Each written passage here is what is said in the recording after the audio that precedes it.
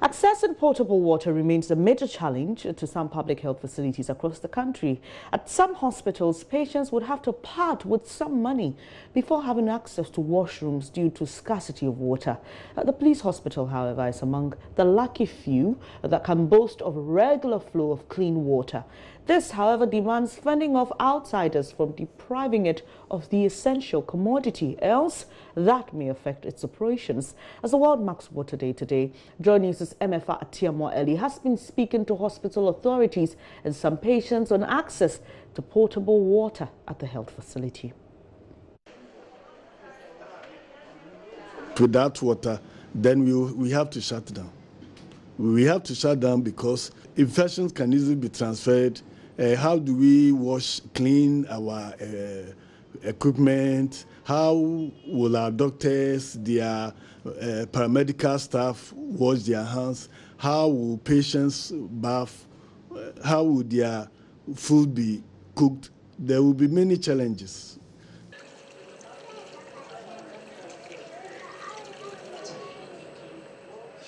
The Sustainable Development Goal 6 focuses on access to clean water. A 2018 progress report on this goal indicates too many people still lack access to safely managed water supplies and sanitation facilities.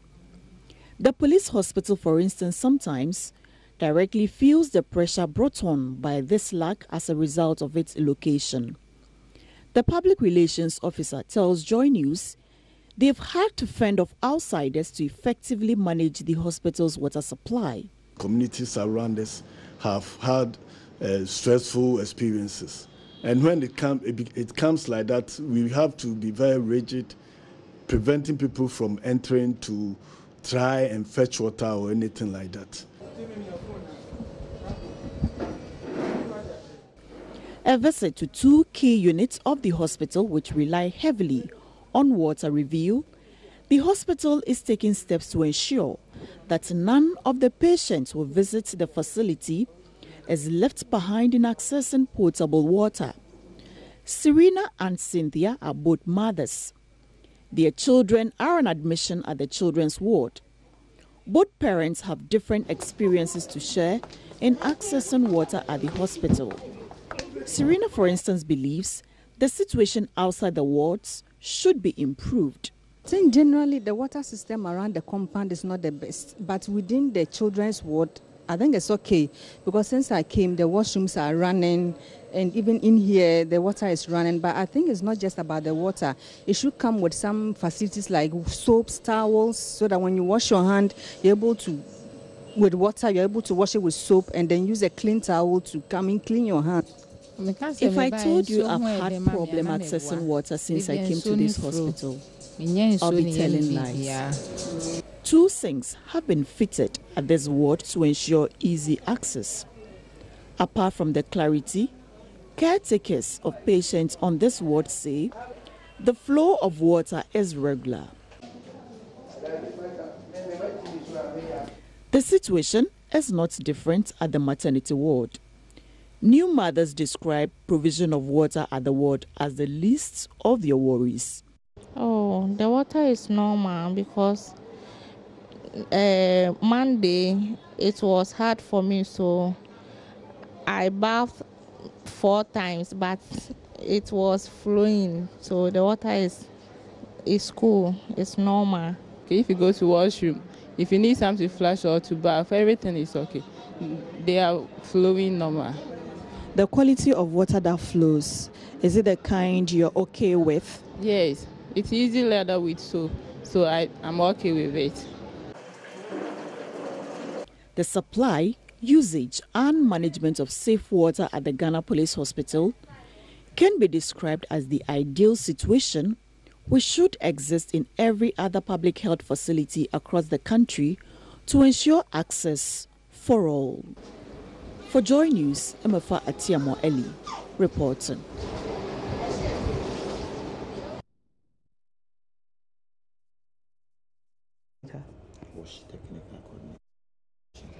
So I've been joined by the WASH Technical Coordinator of Koniwas, Ata Ahin, in the studio for a discussion on this with regards to our work as a nation and whether or not we are going to achieve that 2030 target. Good morning, sir. Thanks for your time. Good morning. Have we, as a country, made strides in distributing potable water across the country? Yes.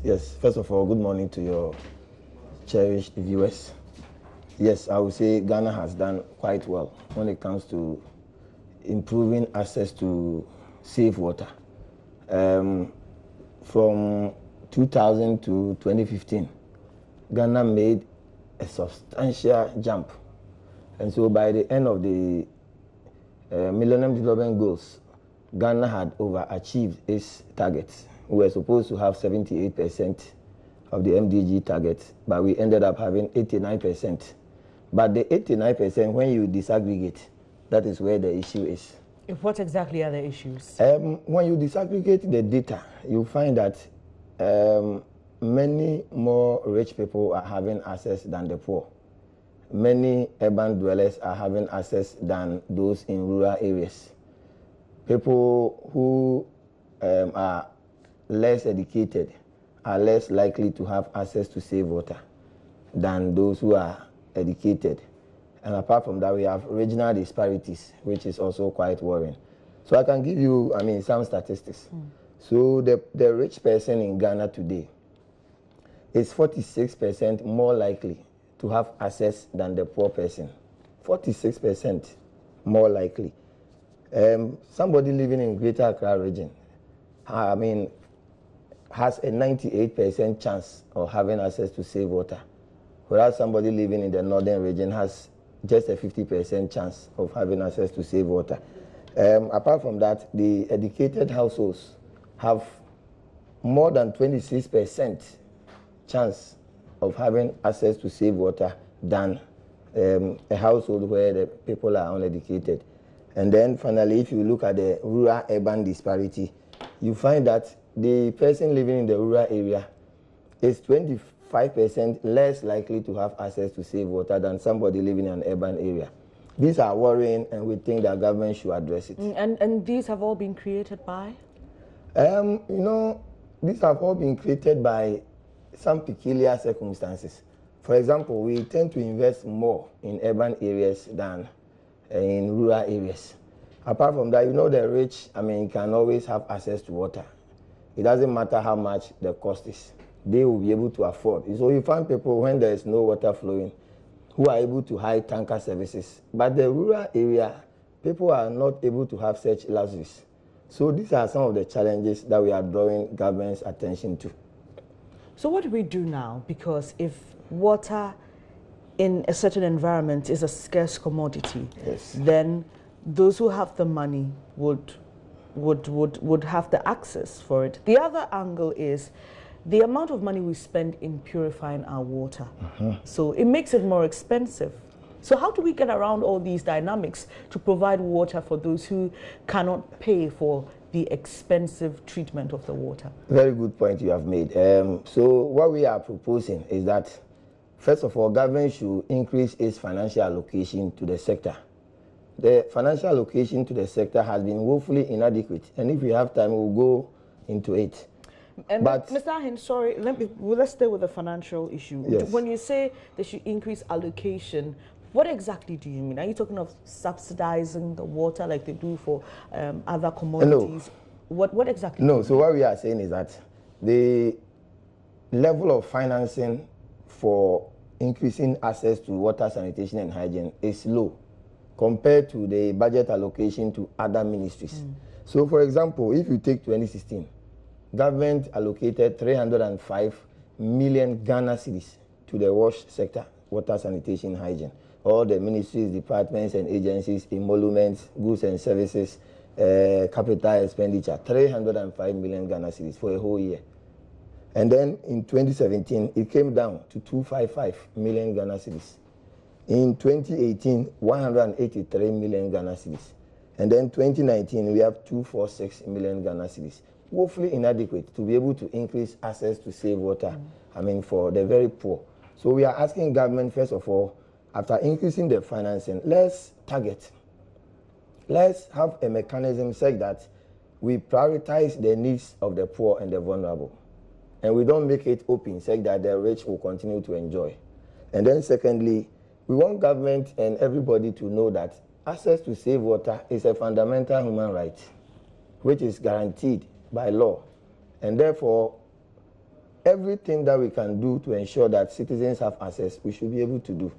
And then finally, we are saying that we need to strengthen the ministries, departments, and agencies, and the metropolitan municipal and district assemblies who are involved in the delivery of safe water. So far, they've not been very properly coordinated, and so they are not able to deliver the services as well as we expect them to. You know, sanitation and water go hand in hand, and as you're talking about access, and we're also talking about the fact that our water bodies are polluted, so we need much more, or we need to invest more to purify them. What progress have we done in the sanitation side? Woefully, I mean, we have performed abysmally. That is what I would say. We have failed. I mean, let's put it bluntly.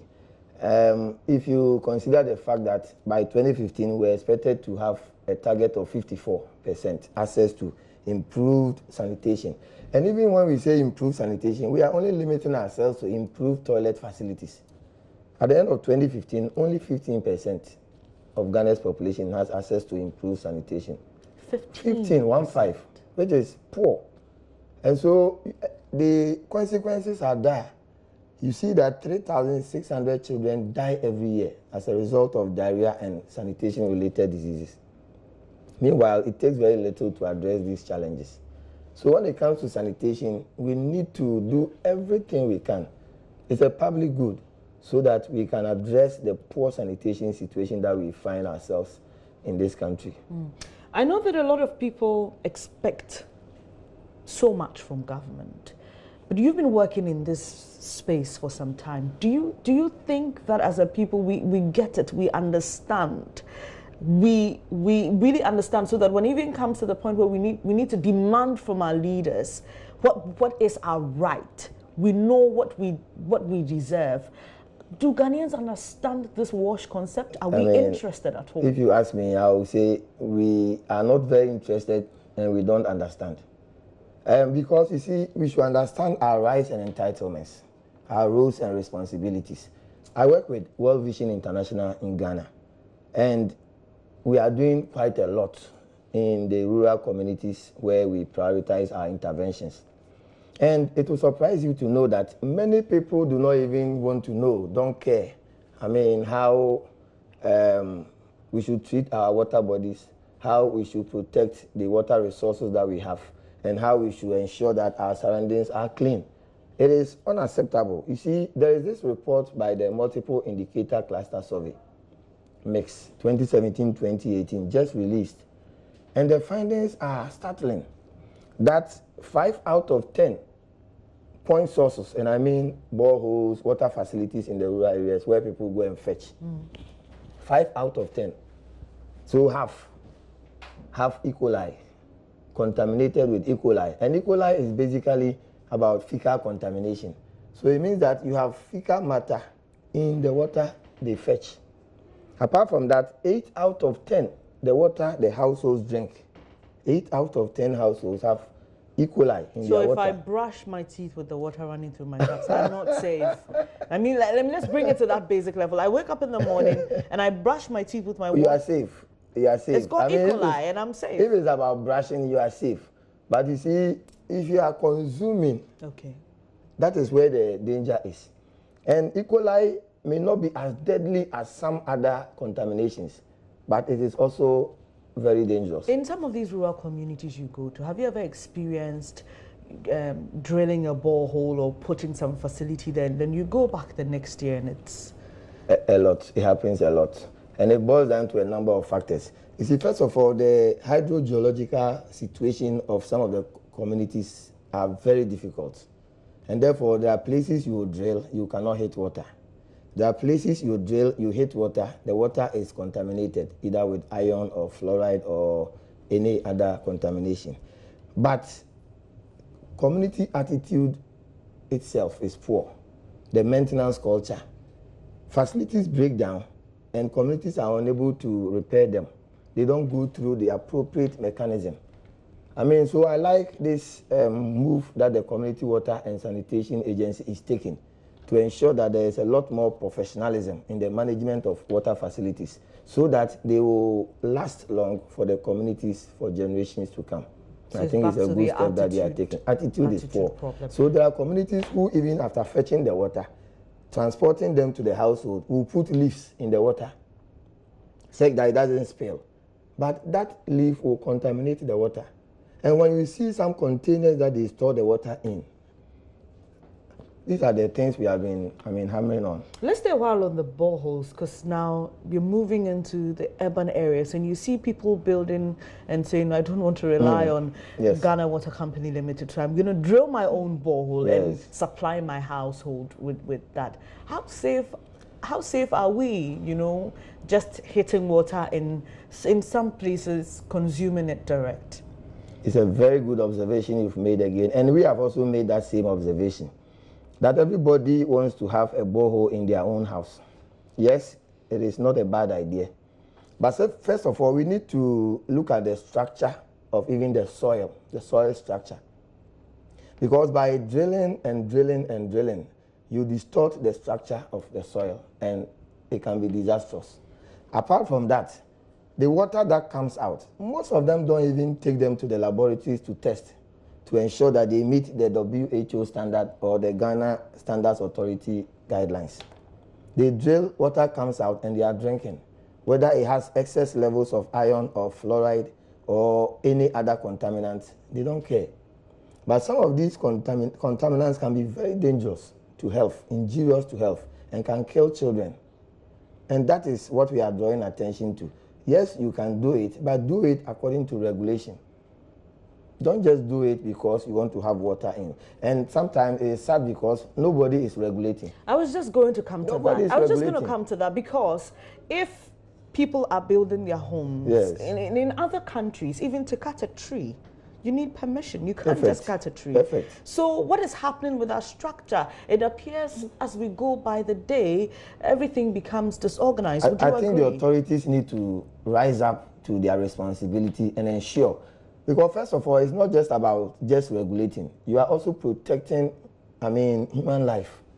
Because if you allow people to drill and drink, you are causing harm to But the people will say, life. Would you blame us? You can't supply me. For example, people have not had access to water for almost a week now. In my area, even the same. Exactly. So if you cannot provide a commodity or a resource such as vital as water, and I need to help myself you need to have access. That is fantastic. But what we are saying is that do it in line with regulation.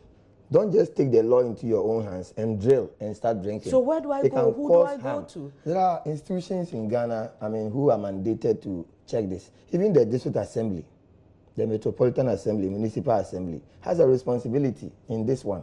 The Water Resources Commission has a responsibility here. The Environmental Protection Agency, EPA, has a responsibility. I would want to say that even Ghana Water Company should be interested in this. And yet, it's a very unregulated area, which can be dangerous.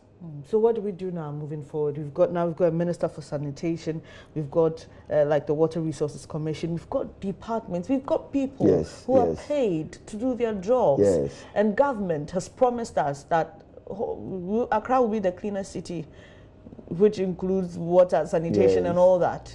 How do we get there? What should government be looking at now? I think that, first of all, as we have said, let government increase resources to the water, sanitation and hygiene sector. That is key. Once the resources are available, like you said, we have the men.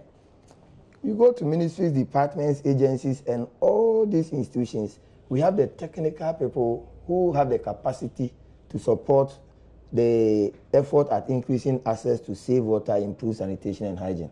What we lack is the implementation of the policies that we have developed, backed by the resources that they need to do their work. And so I think that should be the first step. And then after that, let's prioritize the needs of poor and vulnerable people because they are suffering. I've been to rural areas recently, and it will surprise you to know that people are even lucky to have a dugout serving as their source of drinking water. It is unacceptable. And we should Indeed. do something about it. Unacceptable indeed. Thank you very much. Mr. Atta Ahin is WASH Technical Coordinator of World Vision, not CONIWAS, of World Vision. Thank you so much for your time here this morning. And if you're watching us and you're a community leader, you should take some interest in the safety of the water that your people drink.